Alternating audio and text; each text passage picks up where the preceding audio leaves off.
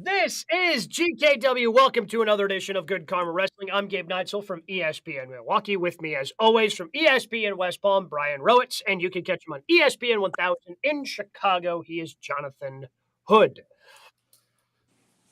New face or same face, new place in terms of Adam Copeland, who made his debut for AEW this past weekend at Wrestle Dream, something that was telegraphed by who was in the main event.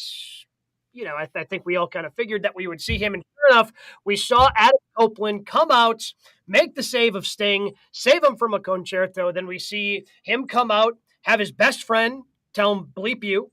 And he also, had a bit of a manifesto and some of the different names that he wants to wrestle. So our question today, where we lead off with Adam Copeland, now in AEW, who do you want to see the artist formerly known as Edge take on in the squared circle? I would normally go immediately to Bryan Danielson to the top, right? Yep. But I'll change the answer and say Kenny Omega. Because there's so much Canadian influence in AEW right now, guys, that I think that Edge does want to test himself. As you well know, or our first-time listeners, I'm a huge Edge fan. I think when WWE needed to have some cool, I thought that Edge and Christian brought some cool to the table. Like post Hogan, post Warrior, post Brett and Shawn, you needed something. I thought that Edge was cool. I'm always going to be an Edge fan. So now I'm seeing Adam Copeland in this situation. He's got this long list of people he wants to face. I'm looking forward to it because it's a different style. It's not the soft WWE style.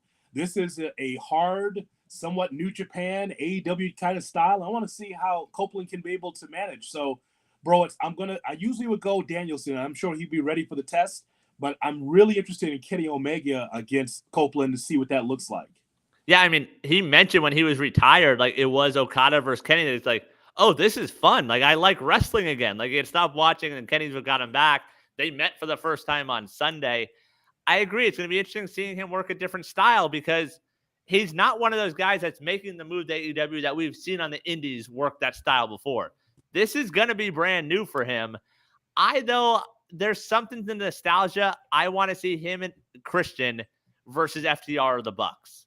Like, I want that back. I want to see those two being those two. Like, I want flash photography. I want offbeat shenanigans. Like, I want to see those two in action as a tag team, but actually working tag team wrestling, which WWE is just sort of like, oh, yeah, you can do that also. I think we do get that eventually, especially because of his relationship. You know, when he was on WWE television in his feud with Seth Rollins, he used the actual names of Dax Hardwood. And, and so he uses the real names of the FTR guys and Cash Wheeler, I think David, and I'm forgetting what their real names are. But he used, he's tight with those guys. I'm guessing we get eventually an Edge and Christian versus FTR. Obviously, we've got a ways to go. Right. Since Christian decided and on that note, there is a video going around social media. FTR, like, right behind the curtain. As soon as Edge went back, they're there to embrace him. They were the first guys to greet him on Sunday. Yeah, so I agree. I've got Omega on the list. I've got Bryan Danielson on the list. I've got Mox on the list. I've got Jay White on the list because I think Jay White, he is quickly ascending to the top of the ladder in AEW and very well could be. Now, I think everybody's got questions about whether or not MJF is actually going already under contract for 2024 and beyond in AEW. But Jay White could be walking out of Los Angeles in a month and a half as the AEW champion. I think Jay White is on that list. Hell, I want to see Orange Cassidy. Let's see the modern day Ricky Steamboat go up against Edge on a Wednesday night just for shits and giggles.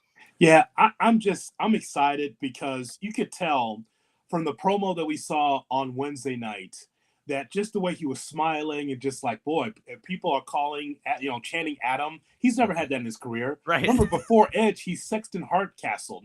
Everyone's chanting Sexton. Okay, that's weird. But nonetheless, like, no one like chanted his real name. And so I just think he had some goosebumps because it feels new and different. Yeah, he could have easily retired and said, you know what, I was always going to be a WWE guy.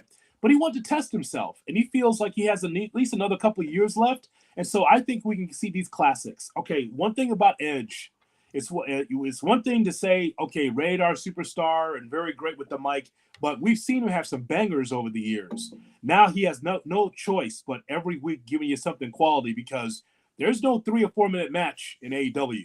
You got to work in AEW. And I think he's ready for the challenge. And that's the thing. Like, there really is no one that he's worked with on that roster. You're like, oh, we could see that again. Like, he missed everyone because of retirement and then AEW starting. He told SI, he's like, I've never worked in Japan. Like, how about Okada at Wrestle Kingdom? Like, just throwing that stuff out there. Like, the possibilities are literally endless for this guy. And it's exciting to see him get the opportunity. I mean, we asked the question not that long ago, who's done more jobs, Edge or Sting? Like, all right, let's see Edge versus Sting. Why not? Yeah. You know, let's have that be a part of the Sting route. And with him being a full-time member of the roster, and, you know, you start reading some different things of how they're kind of looking at him as almost a replacement for CM Punk. Not, Saturday's going to be the Adam Copeland show, but, no. I mean, CM Punk had influence backstage. Mm-hmm. You know, they were looking for CM Punk because we find out he had the 2 different contracts, right? He had 2 different contracts with AEW. So I think he's another one of those veterans that comes into AEW and automatically has been lifted, and he can help continue to grow the company to put on great shows like we saw last night, for those who could see it, in AEW and Dynamite. Like, I think the influence of him, the influence of Bryan Danielson backstage, like, we need Jon Moxley on commentary more. Like, if you ask me, that's a biased opinion. Oh, you're out on Mox? Wait, you're out on Mox on commentary? The swear jar? I think that he'd be great on commentary by himself. There's 3 other guys with him. I thought maybe he might want to mix those guys in with him, maybe the play-by-play guy. I just know, Gabe, as a play-by-play guy like I am, yeah, if the color analyst is just jumping all over you the entire time, yeah, you can't get a word in, you'd be pissed. And I'd be pissed too. That's fair. Okay, very fair. But when he threw off his headset and then just told hey, bleep that guy, bleep him up. Like, you know, like, I mean, that's entertaining. He took the headset off. That makes it okay. That's amazing. It was all entertaining. It was fantastic. It was entertaining. Back to Adam Copeland, AEW, like he comes in and I look at him as a replacement for CM Punk in terms of what he can do backstage. I don't think he's the draw that Punk was. Like, you're not going to go to Toronto and sell 19,000 seats the way that Punk did at the United Center in Chicago and then pop the number that they did on a Friday Night Dynamite. But I think in terms of backstage and the influence that he can have and the knowledge that he has and the knowledge he is willing to share, like, he is going to just continue to lift this company to get them where kind of to the next steps that they want to take. Well, I think to that point, like, he is going to be a guy held in high regard in that locker room because a lot of these guys grew up watching Edge, but also he's not going to be at a press conference ripping Tony Khan. Like, he's not going to fight anyone in the locker room. Like, he's going to be a positive impact, and that's a win for AEW. Depending on how it's built, I'll push back on that Toronto comment that you made there. Like, Edge is still a draw now. Like, depending on where it is on the card, it's his hometown. You know, Toronto's one of the best wrestling cities in the world. So let's just see how they build it. I just think this whole Adam Copeland Edge thing is interesting because it goes, guys, to the question about, like, what if, right? Sure. The WWE lifers like Randy Orton, if healthy, right? We always wondered, what would that be like, Randy? I mean, you came through Ohio Valley. You've been in the WWE system all this time. How would those 5 moves or more work in AEW or John Cena or Roman Reigns? All these WWE lifers. I'm just wondering with that. So now with Edge, even though he's toward the end of his career, and he is, even though, again, I love him, it makes you wonder about those longtime WWE guys if they were in New Japan. A Miz on the AEW roster. Well, someone would have to be on Rampage, so Miz would fit in well with AEW. But it just... Well, that's where John Morrison is, so they'd be great together. Sure. I just always wonder what that would be like. And now we get a little taste of it with Copeland being in AEW. Yeah, I mean, it's a huge signing because he was a WWE lifer. Like, the other people that they sign, you know, like Bryan Danielson, like, they can go back and, he's got a history in ROH, which they now own. Like, Jon Moxley, before he was Dean Ambrose, had a little bit of a history on the independent circuit as Jon Moxley. Like, some of the other big names they've signed, again, same thing with CM Punk. A lot of the big names that they've signed that have a WWE pasts also had pasts that went beyond that. Whereas I think this kind of feels like the first one that this was a WWE lifer that you just brought over. Right. And I think that's a pretty big, significant, move for AEW. And while it hurts, certainly, to to lose some of the people that you've lost in Cody Rhodes, losing him. I think that this kind of evens it up a little bit in terms of making that, this is going to signal to some of those WWE lifers that if they get to the end of their deal and they're like, okay, there's not much left for me here where Edge was, it's not bad to jump over to AEW, because Edge holds no ill will to WWE. He's just like, there's nothing left for me here. Let's go test myself. Let's go try some other things. And he can be that bridge between WWE and AEW the way that Cody's that bridge between AEW and WWE. Well, we've talked a lot on this show. Like, we've talked about Sting and the way they keep him special. Like, you only see him every once in a while. He's sort of hit. We've talked about CM Punk and the way they almost overused him. Mm-hmm. Which path would you rather see Edge go down? We see him Tuesday in the ring against Luchasaurus. Do you want to see him wrestling every week or just, every few months? See, for me, I always think of the every other week pattern in that It's like wrestle 1 week, be on promos the next week set up a matchup, the following week get in the ring. That just keeps someone fresh where it's like, I want to see this person. Okay, you can see this person every week, but not in the ring every week. Right. And that was the problem with Punk. Punk insisted, as I find out now, to be on the air as much as possible when he really should have been kept special. It's the equivalent of saying if Sting at his age be like, you know what, I'm feeling good. I want to be in a tag team match every week. Well, he'd be broken by now. Right. You keep him special, right? You put him under glass because he's that good. I want to talk to you about your point, bro. It's regarding the reunion of Edge and Christian. Okay, so when I saw those two in the ring, I didn't see Edge and Christian. I saw two different characters, which is a hats off to AEW. Yes. Christian is so different now. He's different than TNA Christian Cage. I mean, because he was a babyface in TNA. And so in WWE, we know kind of the character that he was, but he's so buttoned up now. One of the most raging heels in AEW right now. He's got the title. He tells one of his best friends to go F himself in front of everybody in Stockton.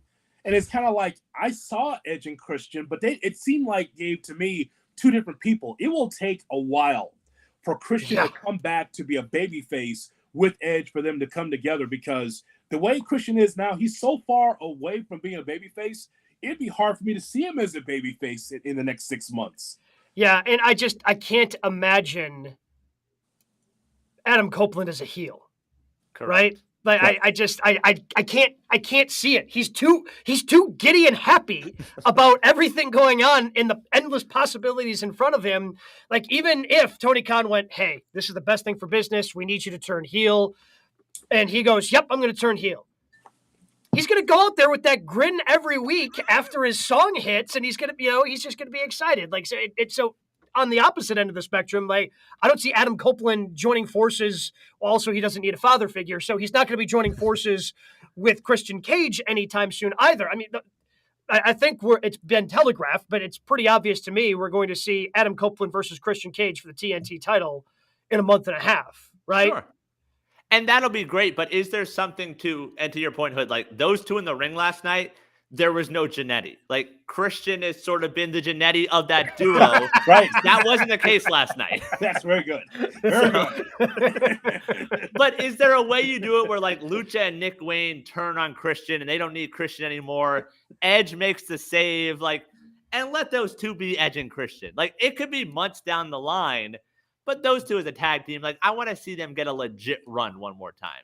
And unfortunately, I do know that means we have to see them versus the Hardys again, which I don't think we need, but we will probably see that for the cheap pop and the ticket sales. Well, I like this. Go ahead. Well, I was about to say, if the Hardys are involved, the Dudleys aren't far behind. That is fair, yes. Fine. That's fine.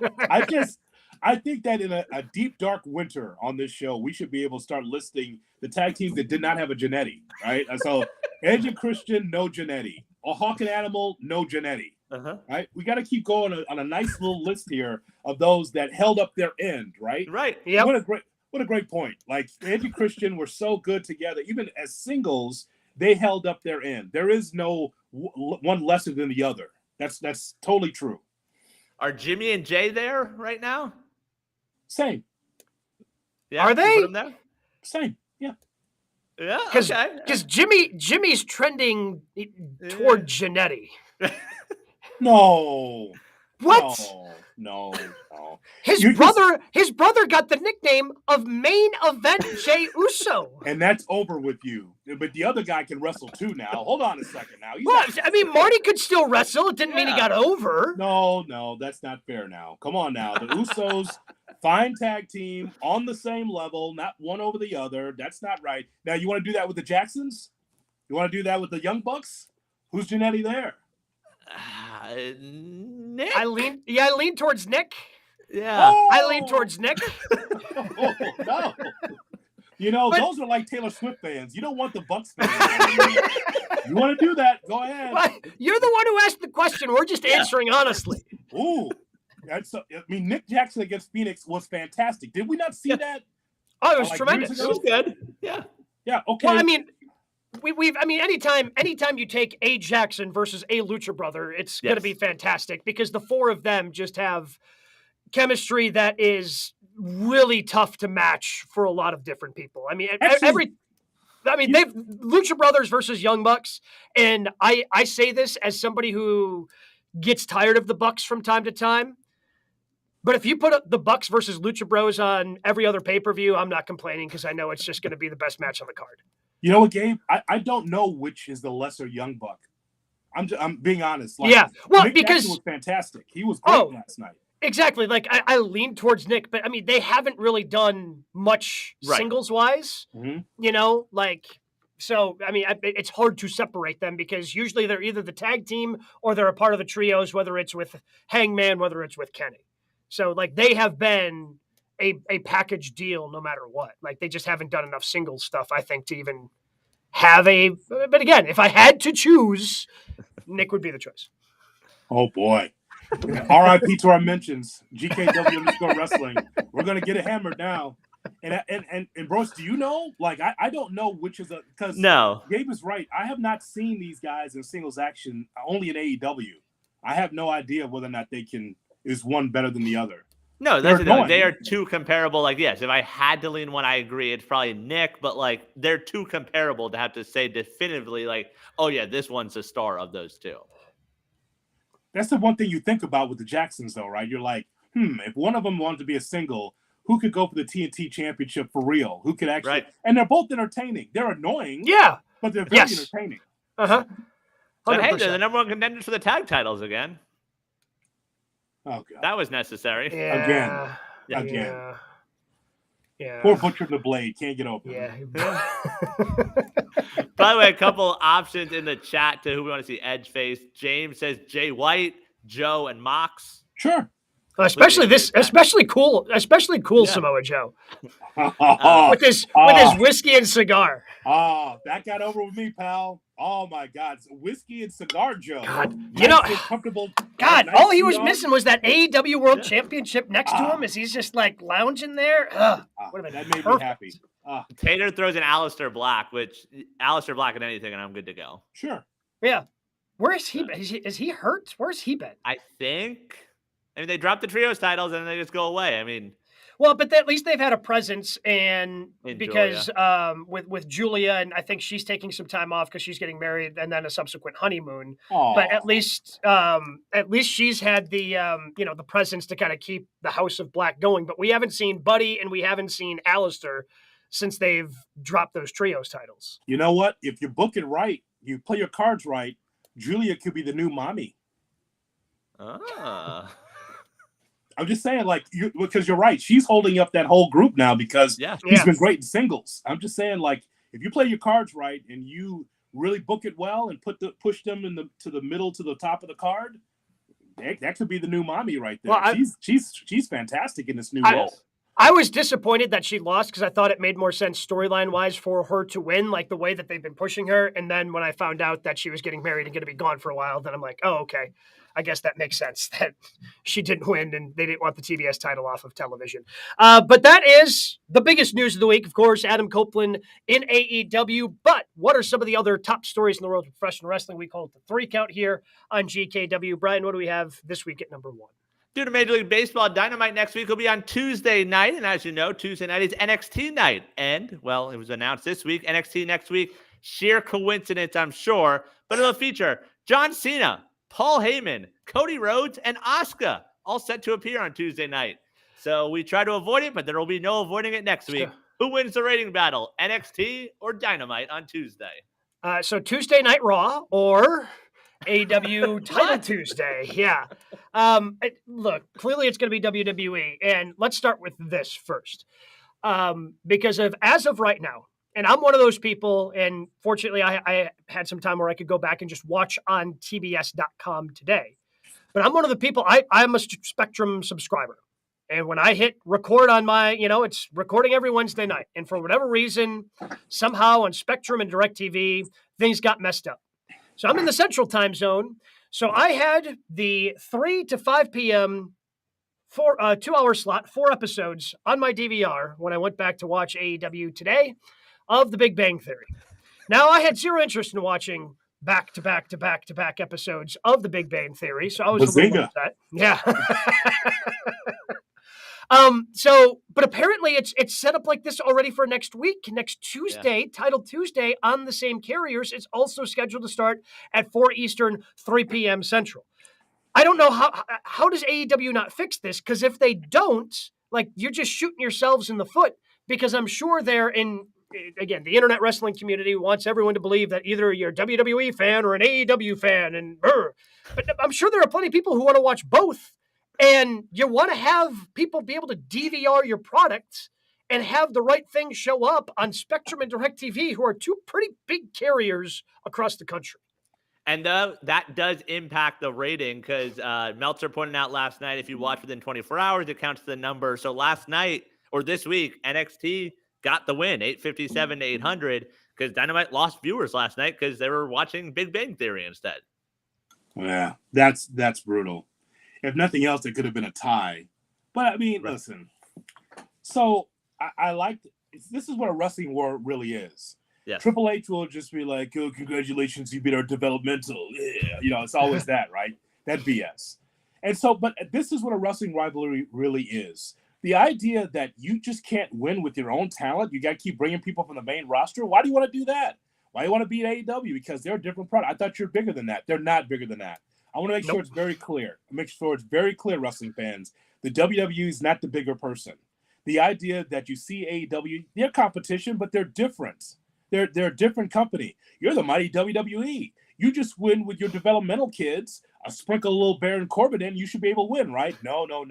They want to win on Tuesdays. And so when Triple H says it's just a little pissy and company, he's lying. He's lying because all it is trying to undermine and push down AEW. AEW is going to be competitive as long as they don't have the continuing technical problems that they have with their audio, and if they can get the Spectrum thing straightened out, it will be interesting. I think it's going to be closer than the people think. I really do. The Dynamite card, by the way, as of now, Bryan Daniels in for Swerve, number 1 contender for the TNT title. Ray Phoenix defends the international title against returning Mox. Saraya defends the women's title against Shida. Hobbs versus Jericho, and Adam Copeland's first match versus Luchasaurus. That'll be the main, I'm sure, right? Copeland? I think so. Yeah. I would think so. International title probably leads off, because the international title always leads off every show. Shout out to Orange Cassidy. But yeah, I mean, that's a great card that they put together. Yeah. And outside of, is John Cena cutting a promo going to be big enough to, it might be, because he's John Cena. He is still one of the biggest stars in professional wrestling. But I'm with you, Hood. If they figure out their thing with Spectrum and DirecTV, I think next Tuesday is going to be very close. See, that's the thing, though. I think when it comes to Dynamite, that's one hell of a Dynamite. It's a pay-per-view quality card that is great for AEW its audience and AEW wrestling fans and wrestling fans in general. We want to see those matches. Are you drawing in anyone new, though, from that card? See, I agree with Gabe that I think that NXT will win.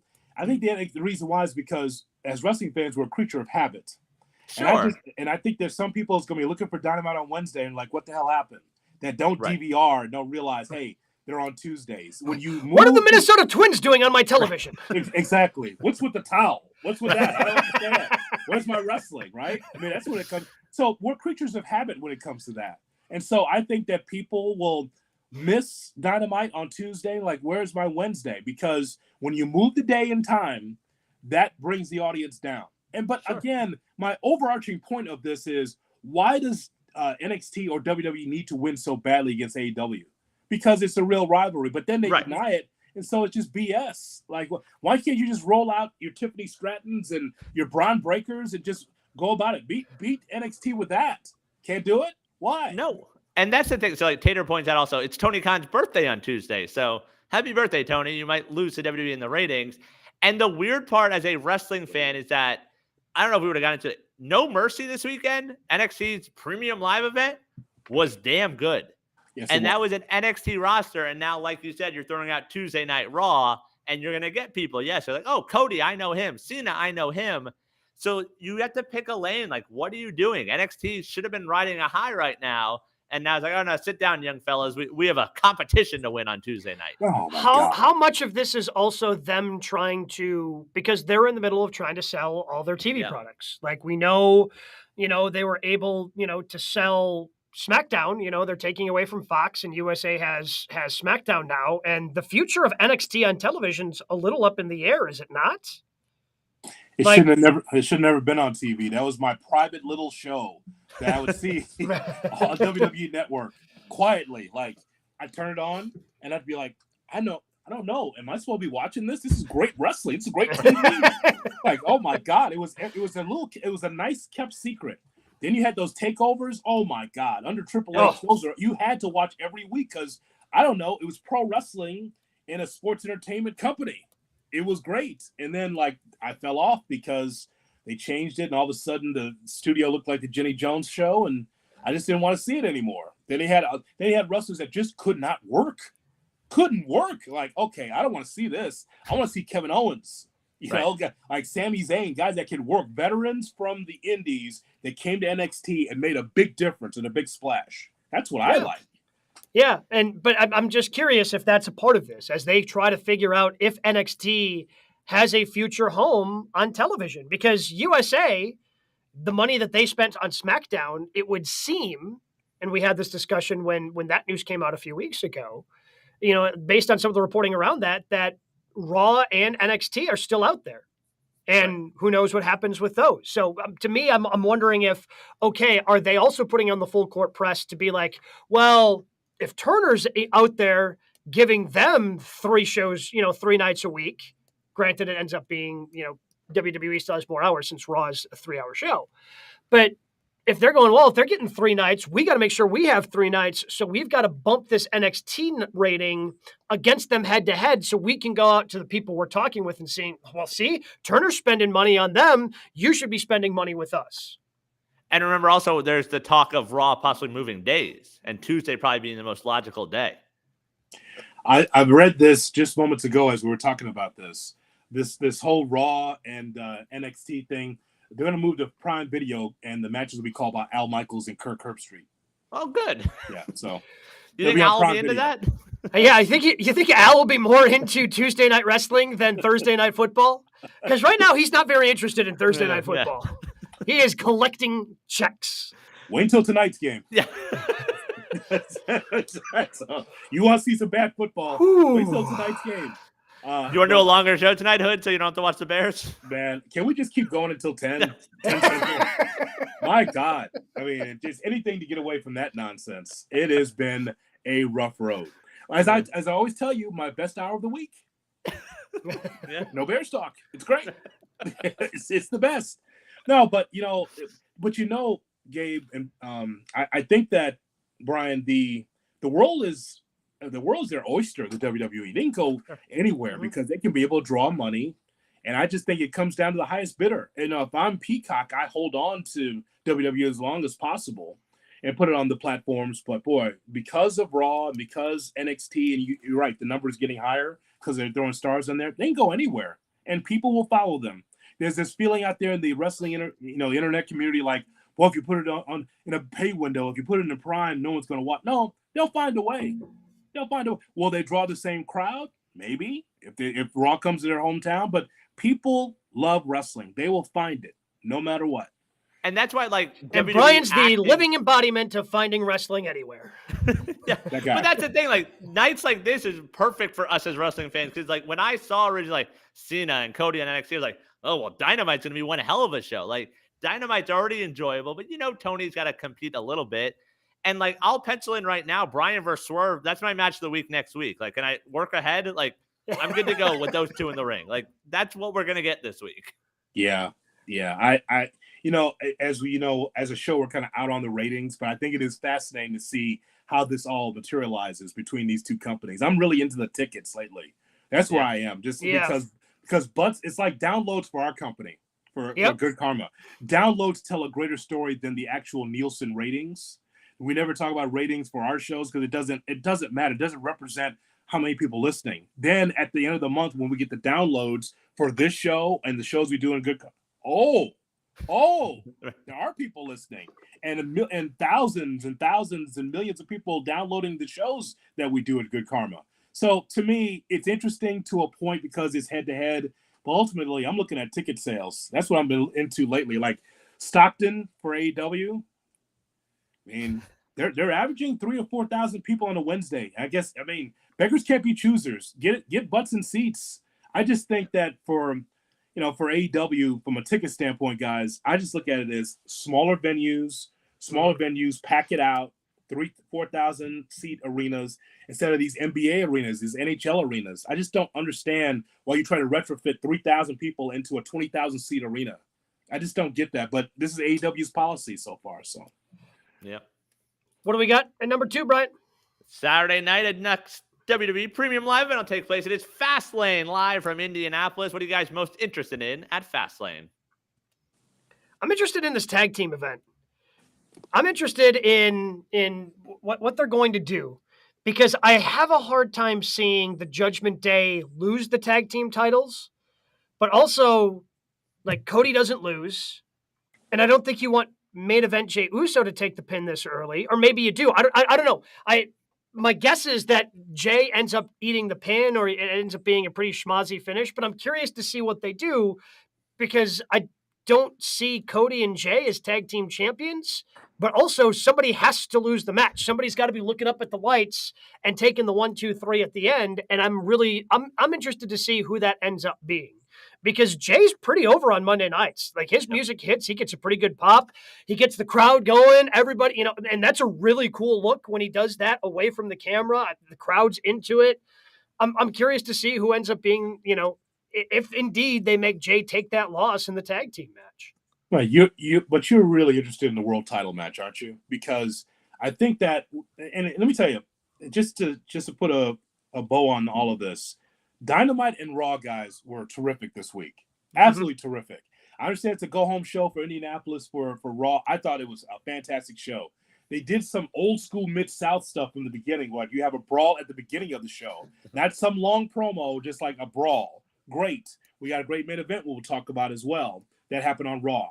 But I thought that the Rollins Nakamura thing was so bizarre, if nothing else, right? So here's what I need to know.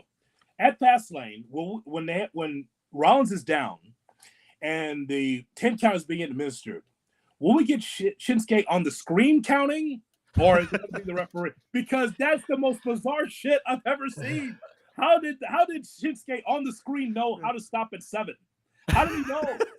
Shinsuke's in the ring, but yet 1, 2, 3, and he's doing that on the screen, right? I'm like, wait, Shinsuke's there, and he's on the screen there. Now what's going on there? Will we get Shinsuke counting to 10 on the screen with him still being in the ring? I don't know. That blew my mind. I don't even do mushrooms. I'd be more interested, I guess, if I thought Shin had actually had a chance. Right. I don't think Shin's got a chance. What about him on the screen, though? He's on the screen, Gabe. What about that? He's counting 10, and he's not even. How is he in 2 places at once? Explain it, Lord. Why did that happen? Wrestling magic. I don't know. It is wrestling magic, yes.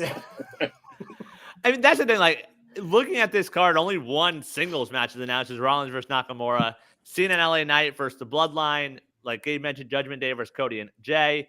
Io, Asuka, Charlotte, and then LWO versus Lashley and Street Profits.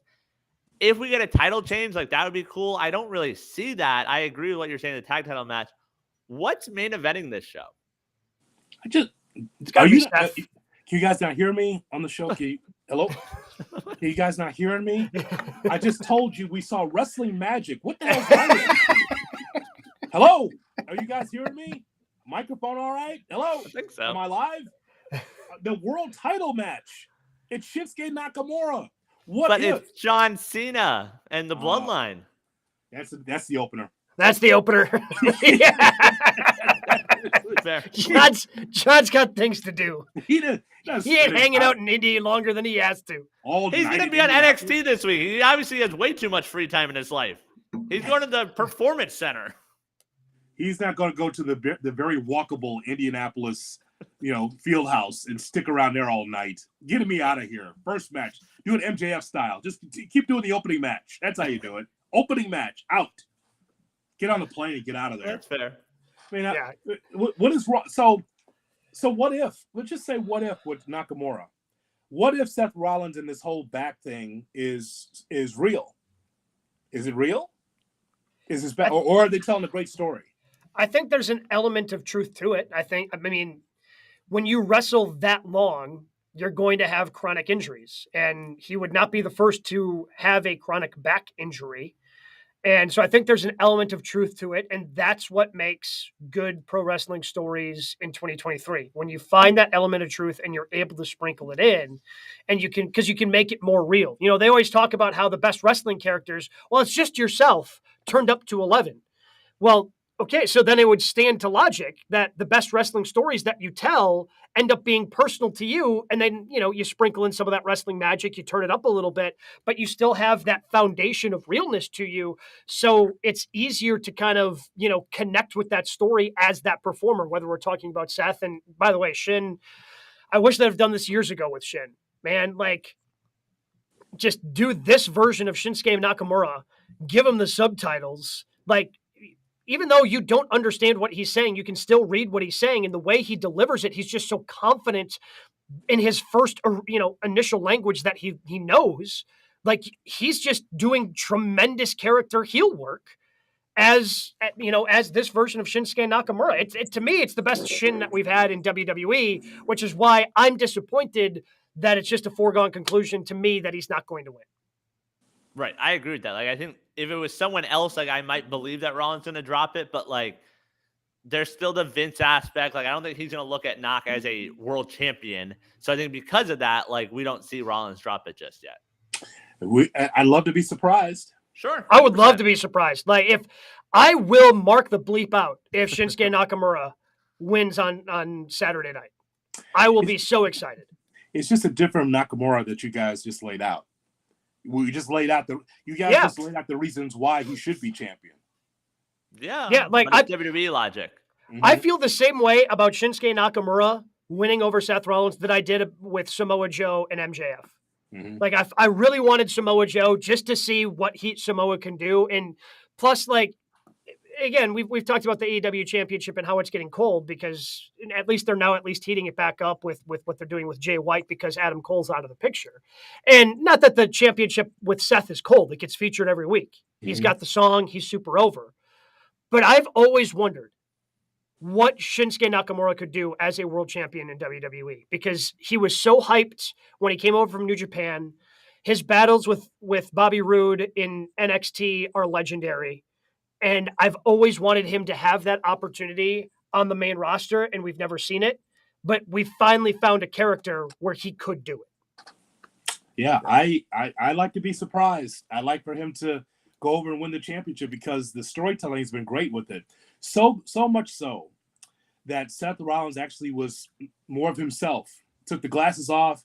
Hey, I'm a wild and wacky guy. And Michael Cole said, shut that down. Shut it down. Let's be real. You're hanging by such a great segment, man. Yeah, like but Cole, I mean, because Cole's rarely doing interviews anymore, right? So I knew it was going to be something special. And Cole told the story of like, dude, you're barely hanging on. Take off the glasses, cut the character. This is serious, man. You can lose the championship. And then, of course, within the same promo, Cole gets over because he told the story of him only missing 2 shows in 26 years. What a great accomplishment. I mean, there's a company guy. The only 2 times that he did miss is because of his kid's graduation. Not sickness, is because of his kid's graduation. So he's been there every Friday I've heard him do shows while sick. And it's like, Michael, buddy, it's okay. Take the night off. No, but it's Vince. There is no sick. Yeah. You've heard the story, right, about Vince, like trying to suppress a sneeze and then cussing himself out because he almost sneezed. That's a real story. Like when someone says, you know what, Vince, I'm not feeling well. There is no sick. God damn it. What do you mean sick? Get the doctor. Like the fake doctor that's in the back. The one that was giving the shot to John Moxley right before he left. Exactly. He's just around. No, here's your gas mask. Go out and wrestle. There is no sick in WWE. And so that's why Cole's been hanging on. Yeah, we've heard him hardly no voice, having to do like a Raw, SmackDown, pay-per-view, Monday Night Raw after WrestleMania with hanging on by a thread. There's no sick. So I thought that was cool that Michael Cole got over as well as Seth Rollins got over all in the same segment. Yep. What do we got at number 3? All right, we saw on Friday night the return of LA Knight after a short time away to quite a pop. Who's the top babyface in the WWE right now? All right, so it's 3 options, right? It's Cena, it's Cody, or it's LA Knight. Would you throw Rollins in there? I guess you could throw Rollins in there. I mean, we don't count The Rock, right? Like, The Rock's not actually there, even though we saw him get the pop. Like, the Rock doesn't count. Sure. The one thing I'll throw out also, LA Knight, by the way, September, 3rd straight month, top merch seller in the company. The top 5 for September, LA Knight 1, John Cena 2, Cody 3, Rhea Ripley 5, and number 4, Stone Cold Steve Austin. Still, my God. Well, because I bet he gets, because I bought one when they were in Milwaukee. I bought a Milwaukee 316 shirt. Really? You know, like they've got those. Yeah, they've got those all in every city. Like that's technically a Stone Cold shirt, and I'm sure it sells everywhere they go. You know, they did it in like a Brewers color. It was like a gold to blue. Oh, that's cool. You know, yeah, like so. Yeah, Milwaukee 316. Absolutely, I'll do that. So. Yeah, shout out to the Brewers who can't score runs. Don't worry about it. You were injured. That's your fault. I mean, the pitcher being injured doesn't help you score runs. Anyway. I understand. But, I mean, is Craig Counsell around? You going to stick around with the Brewers? His kids are in the schools in the Milwaukee area? Yeah, I think, okay, apparently this is Brewers talk, and Craig Counsell, I don't think he's going to the Mets, if that's what you're wondering. I do not believe Craig Counsell is going to end up at the New York Mets. But I think their biggest babyface, as much as I want to say Cody Rhodes, because he's the one that's going to be doing all these shows as well, like they laid out Cody Rhodes this week.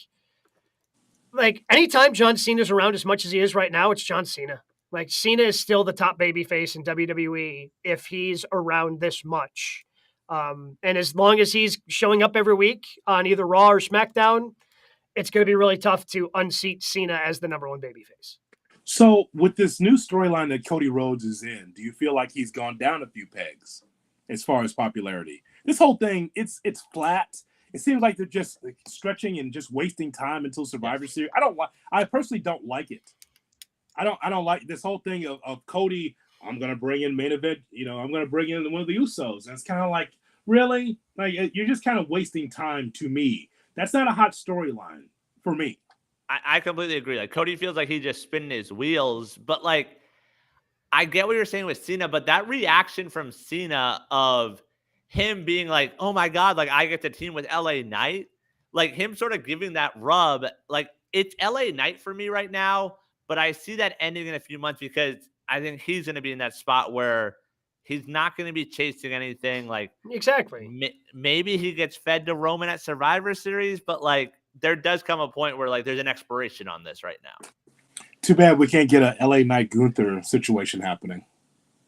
Yeah, even that. Like I'd be cool. Like if LA Knight's the one to end Gunther's run, that'd be great for him. Just challenging for it, right? Just challenging for it. Just a fresh opponent, right? You know, that's all. I mean, I don't know if LA Knight can hang with Gunther. Quite frankly, I have no idea. Yeah. I don't know if he can. Just get his chest chopped to oblivion. Yeah. Oh my God. Yeah. So again, it just keeps coming back to John Cena, and maybe it's unfair because in the short sprints that he now has with the company, like when they did the Summer of Cena, I think that was 2 or 3 years ago now, coming right out of the pandemic, or whatever run they have going on now for however long it's just going to feel fresh. Whereas for Cody, it's just not fresh. Like you said, they're spinning their wheels. And the other thing about Cody is he's going to be in limbo until we know for sure or not if Dwayne's showing up at WrestleMania 40. Because I was going to say the promo he had on Monday was kind of awkward. It wasn't. They've done that a couple times with him where they instead of doing the backstage interview because they want the crowd to pop and do the whoa with his theme music, so they do the interview out in front of everybody, even though it ends up being just a 30-second backstage interview. They're wasting time because they've got 3 hours to fill on Monday night. But I think that adds to it because we've talked about it this show about keeping guys special. There are Mondays where we see Cody 3 times on that show. That's true. I just that's don't a like lot. Brian, I just don't like the storyline that he's in right now. Sure. That's it. That's all. I guess the answer to the question is Cena, but I think the LA Knight's very close. But the Cena thing is because when people know that Cena's coming to town, it solidifies a sellout. Yeah. People want to see Cena because it just shows you, man. It's the old expression in wrestling. How can I miss you if you never go away? Right. That's the old expression, right? And so people got tired of Cena. Wrestling was not cool when Cena was the champion. I mean, he had Big Match John, beating everybody, never losing matches. If he lost matches, he'd get his title right back. People got tired of. They were resenting him, booing him. No boos for Cena now because he's been away for a long time. So that's what makes him right now the top babyface because when he comes to town, it's sellouts every time. He can go on the road and still be able to sell tickets. But I think LA Knight's a very close second. Now, again, it's all about the booking. You could tell that WWE believes LA Knight, but not yet. Right. It's very Bryan Danielson. It's very Chris Benoit, very CM Punk, where it's like, you can be the guy, but not really the guy. Right. That's kind of how I feel about LA Knight. Yeah, where they're just kind of, okay, we'll see how long you can do this for. And if you get to a certain point, then maybe we'll put you over. It's the same thing. I mean, because Sammy was, at the beginning of the year, Sammy was super over. They cool him off, right? Yeah. And now him and KO have been relatively cool the last couple of weeks. And that's just kind of the cyclical nature of WWE outside of the top guys. But again, I think feels like where LA Knight will be a year from now. What we see with Sammy and KO. Yep. They're just guys. And by the way, Cena knows how to work the audience. As soon as LA Knight comes down, he signs the contract. Cena's, I get to work with LA. You're the one that's the star, John. You're just trying to get the rub. I wish John would turn heel on LA Knight. That'd be great. Everything I've been waiting for 20 years. It just turned heel on him. Now you got something, right? Yeah. And to your point about Cody also, he is going down that Cena path. As they continue to shove him down our throats, as they continue to not have him lose, it's getting to that point that when he wins that title, it's not going to be as special as it was a year ago. And there's going to be resentment from the fans. Well, I guess I don't think he's winning the title. Who's that? Cody. Cody. He's got to finish the story at some point. 4 years from now? Yeah. Sure. It's a long book. War and Peace? Who the hell's writing this? It's WWE who's writing it. That's why it's going to take all that time. Again, we've gone through the history of the Rhodes and the McMahons. Yeah. We've gone through that story for a long time, guys, where Vince Sr., Vince Jr. never really believed in Dusty Rhodes being the champion. It's like, I can't have that guy representing the championship. And now here's his son, Cody. And definitely Dustin wasn't going to win. Right. That's why they made him Goldust. We're not giving that guy any. As high as he gets as Intercontinental Champion. No, he'll never be. So now here's Cody, popular. But he's going to have to wait because there's still this underlying knife in the back with the McMahons and the Rhodes. It's a real thing. It is. It's not with Triple H, but it is with Vince for whatever reason. And Vince is still around. Yeah, it's a real thing. And by the way, you mentioned, bro, it's Ripley. You said she was 5th on the list? She's 5th on that list, yeah. Well, so it's the crazy because she's in a heel faction. Yes. And yet when she comes out on Monday Night Raw, she's getting the biggest cheers, right? Again, and I know we've talked about this for a while, but the juxtaposition of her being in the on-screen relationship with Dom Dom and her getting cheered and him just opening his mouth to say a word and getting drowned out by boos is one of the more fascinating things going on in pro wrestling currently. That she is super over and he is, he's over as well as a heel, but they're in the same faction. They're together. They're on screen all the time. And yet one gets cheered, the other gets booed. I think there's a lot of fans, especially men, that love that sexy goth chick thing. Yeah, I do. I think that that's the case because you look at what we saw on Monday night, right? She speaks. She doesn't get booed like that. Damian Priest gets booed like that. Dom gets booed like that. But when she speaks, there is this cheers or this adoration that she's hot, including Jey Uso, who also wants a piece, apparently. That was very awkward and odd. Yeah. That was weird. Could Jay get on this list? Like, as they continue to push him more? Who? Jey Uso. Main event Jay. Oh, sure. I mean, sure. In a month and a half, maybe, if he continues to get the push. Yeah. I think he's got a possibility of getting there. But again, they're all going to be able to make their own individual merch, I think. That's true. Like this, Solo will have his. Heyman will have his. The Usos separately will have theirs. I think that's what's going to happen. They're going to have their own individual merch, and I think it'll be fine. What do we have this week in news and notes, Brian? Alrighty, let's start with Fightful reporting that Mustafa Ali was set to become North American champion at NXT No Mercy before being released. He would have cost Dragon Lee against Dom Dom on Raw to set up a triple threat match. Instead, it was Trick Williams winning the title on Saturday, who then lost it 3 days later on Tuesday. Interesting booking decision there. This poor guy, man. Like, I feel like this guy just so close all the time. You know, he gets injured. That leads to Kofi Mania. Now, he's going to get into the mix. Shawn Michaels likes him, and they're using NXT talent both, on Tuesdays, on Mondays, on Fridays. Like, they're having this interchanging of the roster a little bit right now, and he gets released. An opportunity to get over and be involved with one of the more dominant storylines on the main roster of the Bloodline, or excuse me, of Judgment Day. Yeah. And then he gets ousted.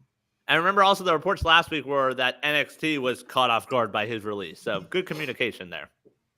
Yeah, Sean didn't know. Right.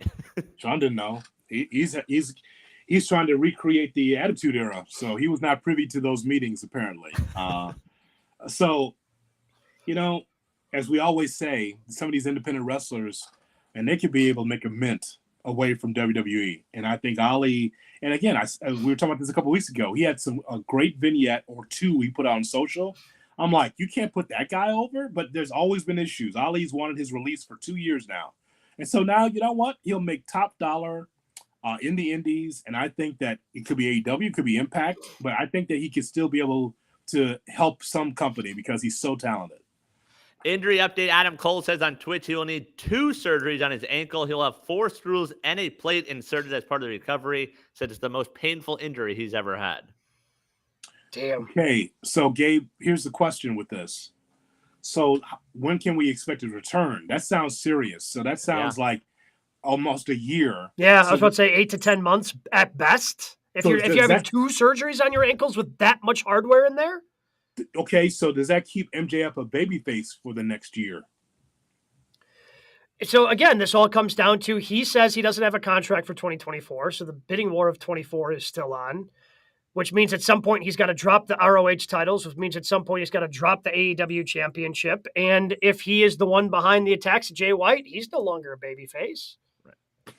Well, we got to bring it up again because we're one of the first shows to bring it up in wrestling media. Don't forget the power of Cody Rhodes as the Pied Piper. Yep. As people are pissed off in AEW, I'm not saying it's across the board, but there's a few talent, I'm sure, sitting in catering that want to be part of the show. They're like, wait, I can't get on ROH. I can't get on Rampage. I can't get on Dynamite. I can't get on Collision. So why am I here? There's the Pied Piper and Cody Rhodes that has the ear of Triple H to say, hey, this Jade Cargill, she's really the real deal. She's a great worker. Hey, and don't be surprised if there's a conga line of AEW talent that's underutilized and go to the WWE. Now that the hiring freeze is over, I think that we're going to be seeing more of that. And I think we'll see more crossover, as a matter of fact. Well, with MJF, obviously he's not being underutilized. But I just have a feeling that right now he's under contract with AEW through 24. Like his portion of the post WrestleMania scrum, which was like a 2-hour-long press conference, unbelievable. But I really enjoyed his part. Like it was the most real I've seen MJF in terms of talking about his excitement about Adam Cole, his excitement about the company as AEW as a whole, like joking with Tony Khan. It feels like he's in a really good spot on the roster right now. And I guess with him holding on to 2 championships currently, I would be shocked if he wasn't actually under contract for 2024. But maybe I'm way off and I'm just misreading the situation. You never know. I mean, Cody Rhodes, again, like they didn't get the Cody deal done, and he was working on a handshake deal toward the end of his time at AEW. So they have been irresponsible with contracts in the past. Maybe that's what they're doing again here, but it just kind of has a feel of the way he talked about the roster and calling it the best roster ever assembled in the history of professional wrestling. Like, I have a hard time believing that MJF is not under contract, but maybe he is. Who knows? Well, let's go to YouTube, youtube.com. Go to Good Karma Wrestling, hit that subscribe button. James says that anyone that doesn't believe that MJF hasn't signed an extension already is a damn fool. MJF is already locked up well after 2024. If MJF leaves AEW, AEW's dead. Well, the last part's not true. Yep. That's not like if MJF leaves, AEW will be fine. There won't be a drop off of MJF because the train keeps rolling. Whether it's former WWE stars or if you're elevating AEW stars, the AEW will not die. That's one thing. The only thing that will kill AEW is AEW internally. That's one thing. First, and the second thing is that that's not been reported. I think that one of the three of us would know whether or not an extension has been made by AEW, even if it was in secret. Nothing is in secret in wrestling. We would have had the reports that MJF has signed an extension. And again, that sounds good in hindsight, for conjecture. That is not the case at this point in time. Yeah, I just feel like with him right now, like him as a babyface, it's working. And he doesn't need the tag titles. Like, I honestly would have been fine with him dropping it on Sunday to the Righteous, even though, you might as well just release the Righteous now because they're dead. Right. Dig what I'm saying, man? Pour one out. Pour one out for the Righteous. They're over with me. I just wish they didn't get embarrassed like that. I mean, it could be something, They'll be here in Boca Raton Championship Wrestling in November. Just saw that promoed yesterday. Is Vincent coming on? Did you book him? We can work on that. I can reach out. I dig him. I'll buy his merch. Really? He's very interesting. Yes, I find him very. So, like, if you take the tag titles off him, keep him as a babyface champion, like that still works for MJF. Also, I'm fine with Jay White winning the title. So, like, they're in a weird spot with him, whether he has the title or not. You want that title off of him, don't you? Yeah.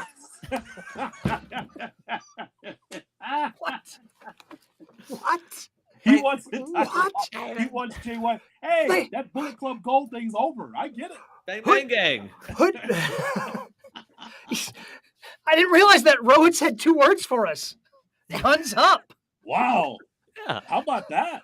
Wow, like we were calling for this weeks ago, Hood, and he was fighting us on it. Fighting us on it, and here he is. Oh, I've seen enough. Like, the Adam Cole stuff is good, but like if he's out for, like you said, a minimum of 8 months, like there's not much we can do here. I need Juice Robinson as a co-world champion. Like, let's run with that. Guys, Juice Robinson. He's insane. So insane. It's hard. Juice Robinson is insane. Everybody want to know what Joliet, Illinois is like? It's Juice Robinson. That's who he is. That's what Joliet, Illinois is. He is so Southwest suburbs, out of his mind. Out of his mind. That's what that is. I said, when I see him now and then, like, yep, Southwest suburbs of Chicago. That's him. Holy smokes. He wants MJF to lose. I just feel like there's nothing like he's chasing right now. Like, him as a babyface chasing could be entertaining. Yeah. I mean, he's got the scumbags behind him. Yeah. It's a thing, right? I just want him to defend more. That matchup against Jay White is going to be really good. Well, we always say that, right? Get in the ring, it'll be fine. It's going to be great. But, Jay White, just the way that thing's happening, they need some gold, man. They're over. Yeah. Agreed. Elsewhere in news and notes, the former AEW World Champion CM Punk, of course, always being talked about. Josh Alexander, in an interview with What Culture, says he would, quote, absolutely bring CM Punk into Impact. Bully Ray has said the same thing, that Punk would elevate the product.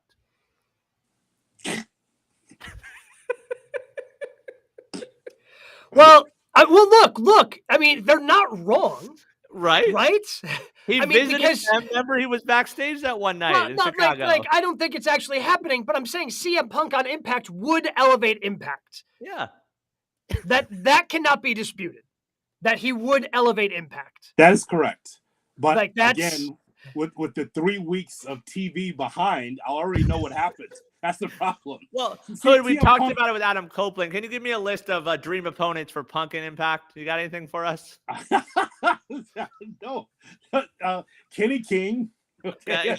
Okay. We got that. Bully Ray. Josh Alexander. Josh Alexander. Hold on. Impact. Trinity. I better learn this. Bound for Glory's coming here in a couple weeks. I better learn these wrestlers. Osprey's working that show, so you can get him in. He would kill Punk. Are you kidding me? Yeah, that would be good. One bullet, what's that blade to the back? Oh, the hidden blade. Hidden blade. Hold on. Impact Wrestling roster. All right, let's put the glasses on and see. Who's on this roster? Go ahead, Bronx. Who's on the roster? Trinity's there. Mickey James. Mickey James. Yeah. Mickey and Punk could be good. I'd be into that. That's a dream match right there. Yeah. CM Punk against Mickey James. I think I know more about the women's roster at Impact than I do the men's. That's for sure. That's the draw at Impact. Yeah. I was about to say, between Mickey and Trinity, do they have bigger stars than those two on the men's side? I do not think they do. We can go all day on the women's roster. Like, I'll give you some thoughts on Deonna Purrazzo. I mean, that's yet another. Yeah, she's over. Yeah, Frankie Kazarian's there. You want to see him versus Punk? No, maybe on one of their TVs. Alex Shelley. Yeah. Tommy Dreamer. Hey, Sirius XM, if you're watching or listening, never team me with that guy on the radio. Thank you. And finally, in news and notes, Wrestling Observer reporting that the current plan for Crown Jewel on Saturday, November 4th, Roman versus Cena. I haven't seen that one before. Oh, Joe Hendry. He's over. I like him a lot. I like Joe Hendry. What about Jonathan Gresham and CM Punk? Oh, boy. Ooh, that ends poorly for one of those people. Yeah, there'd be some pouting in that match. Yeah, CM Punk's going to be like looking down like collar and elbow tie up. Let's tie up. And you got to go all the way down to the mat just to tie up with him. God almighty. Gresham's a little guy. Yeah. What are you saying now? What was that? Roman versus Cena. Roman Cena. Yep. Get pumped. So that just tells me that this time around, so they've kind of alternated with the Crown Jewel or in the different events they've done in Saudi of you have to pay attention, you don't have to pay attention, where it almost happens in almost like an alternate reality of everything else that's going on in WWE. You know what I'm saying? Like when they bring HBK out of retirement and they do Brothers of Destruction versus DX, and it's like, okay, that has no bearing on what I'm watching week to week, and I don't need to watch those four embarrass themselves. Like this screams to me of, okay, we have to have Roman there. We've got Cena under contract. All these people know who Cena is. This is the biggest match we could possibly do for that audience. So I'll watch, but if you're somebody who's a diehard WWE fan, it's probably one you could skip. Right. Like that's one of those things that says you're okay watching college football instead. Santino Marella against CM Punk. That's what I want. That's what I want. I want the snake. Yeah, he pulls it out of his pants, if you're pardon the expression, right against CM Punk. That's what you want.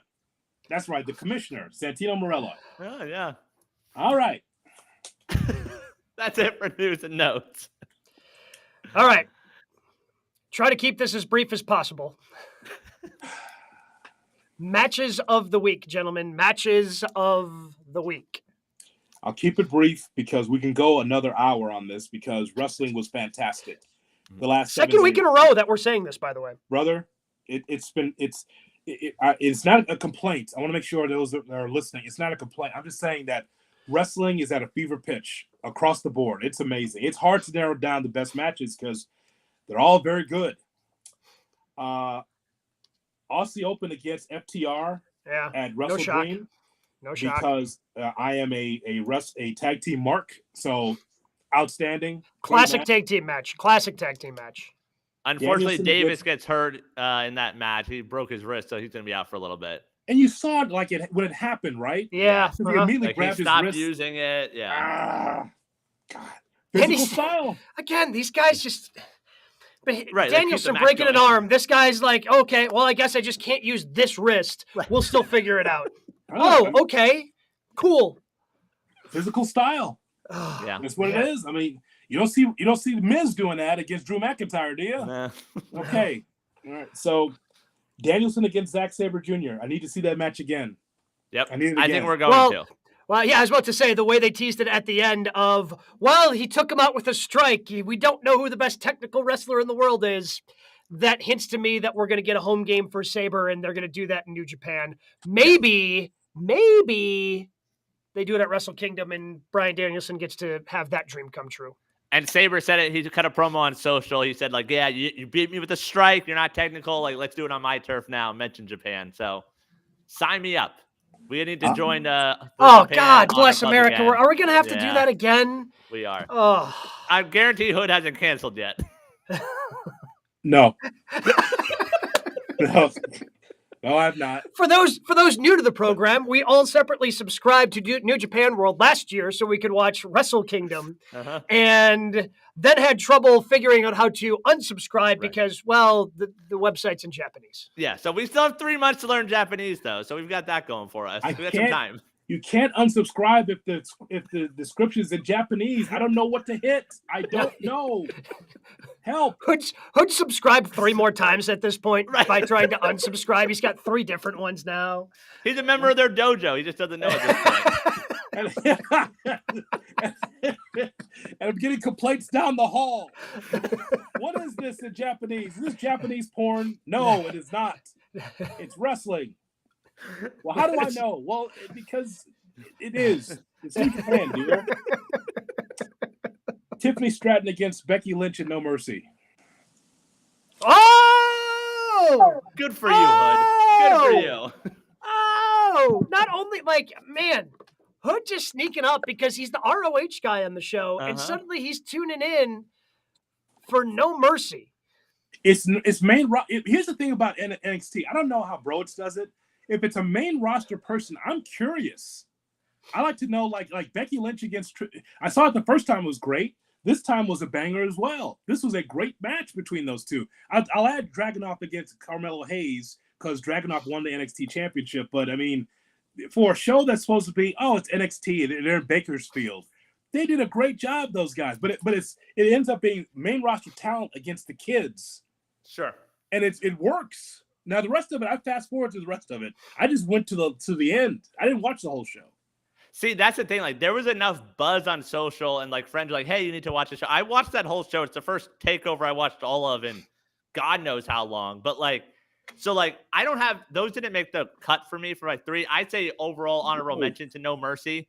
Yeah, because I say Carmelo versus Dragunov was a better match than Becky versus Stratton. Carmelo Hayes is the dude. I just think they'll waste him on the main roster. But every time he's in a match, the guy can go. Yeah. And what else? So my 3, I also had Bryan versus Sabre Jr. I go Swerve versus Hangman. And Swerve getting the win makes it that much better for me. Like, he finally got an opportunity to win that big match. So that was a lot of fun. And then I saw you tweeting about it, Hood. I'm surprised you didn't mention it. Ciampa versus Gunther from Monday. Yep. They gave him time, and they just went at it. Like, Gunther, he deserves his flowers for this IC title run. Yes. Well, especially because anytime he's been defending it on television, he had those great, matches with Chad Gable. Now he had the one with Ciampa. Again, WWE having their own issues with a little bit of a run over, so he didn't quite get all of Johnny Gargano returning on. Yeah. So you didn't quite get all of that. You had to watch most of that on social media, but I had that on my list. And then Ray versus Nick last night. Yeah. Great way to start off.